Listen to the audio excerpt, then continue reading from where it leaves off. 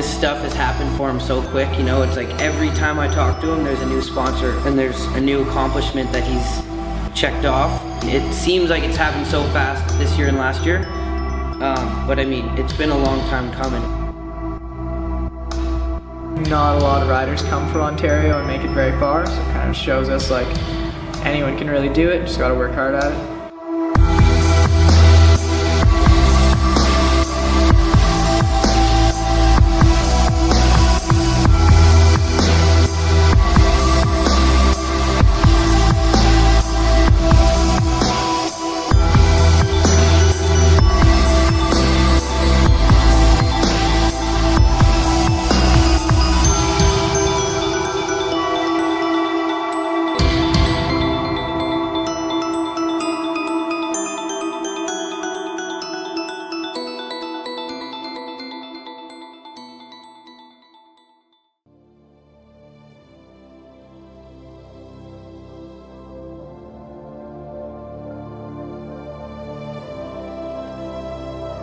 Bear Claw's course is amazing. It's really fun to ride without doing tricks. The obstacles are pretty close together, so it just makes for a fun, flowy course. You can throw down a good line and, you know, link tricks up in between the tight features, therefore bringing the better riders to the best.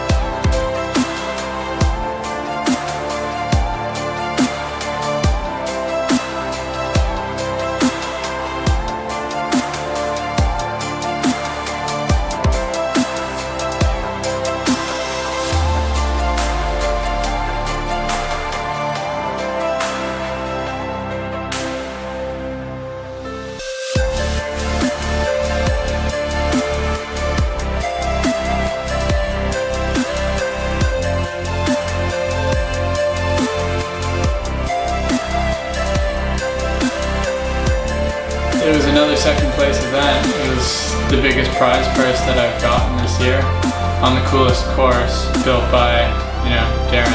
It's pretty awesome being up on the podium in front of him. It's pretty neat. Pretty stoked to be up there again with, you know, Brandon and Anthony.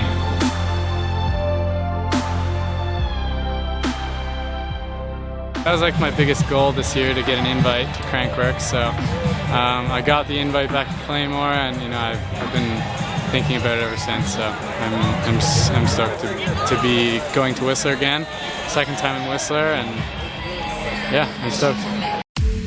Red Bull Joyride is the biggest event of the year. There's like 30,000 spectators, I think, scattered up the hill and down in the finish corral at the bottom. It's an event that everyone wants to throw down at. Everyone wants to do good at Red Bull Joyride. When you're riding down the course, you kind of have to block all that out because it kind of puts pressure on you. With that pressure on you, it definitely makes it harder. It was a beautiful day up until right when finals started, and then these big gusts of wind came in. It got cloudy and the riding conditions just weren't ideal. My first run, I got a little bit wind gusted off of the step down over the rocks. I did an oppo whip and I think I slipped the pedal, so I didn't have enough speed to do the flip whip, so I just straight flipped it and pushed through so I could clear it a little bit more. It was a pretty sloppy run. Like, I got a little bit loose in some areas, but once I got down to the bottom, I was just happy that I had made it down, and you know, one clean run to the bottom is a good thing at Red Bull Joyride.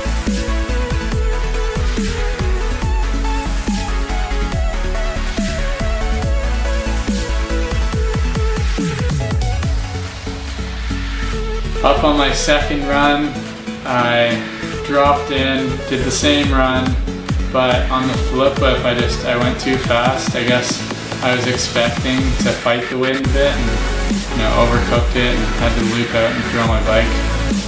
I ended up getting into the super final, and on my way down, you know, I did my run and it was going to be so good, and I did a down whip on the big quarter, didn't land it, and I washed it out. I wouldn't have benefited if I just walked to the bottom. You know, I'd rather keep a good image and, you know, show everyone that I care and that I'm all in for people watching. So I did my run, and, you know, I still sent it down to the bottom, and I finished in 4th place. 4th is still a pretty big result at an event like that, a diamond event on the tour. I mean, there will be more years to come. I'm pretty stoked that I came 4th, and, you know, I have more opportunity to do well at that event.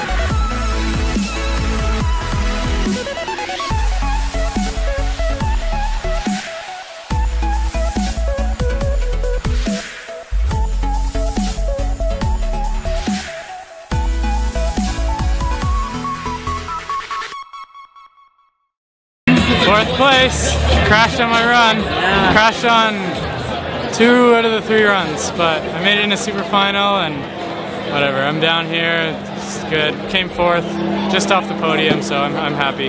So your Crankworks 2012 experience overall, how was it? Not very good, actually. No? I don't know, I fell on like everything. Yeah. Like I've fallen like every single day of Crankworks, except for the qualifying day, so whatever. I guess you can't pull it together when you're in rough shape, but next year. I would say definitely big things for Brett. Like, if you look at how consistent he is with his riding, how good he is already, and like how much he's progressed, as long as he keeps really focused on how he is, like, he's only going to continue to get better and better. Honestly, Brett's future, I see anything. I see the biking almost as just a start. He's super smart, and he knows how to look after himself. So, as far as a future on the bike, I mean, everybody can see that he's got exactly what it takes. He's just gonna go farther and farther. I can't see it changing at this point, you know, like I can only see it getting better. I never dreamt that he would be where he is today to get to where he ended up this year. I mean, he ended up 4th overall in the World Tour, and we're all really proud of him.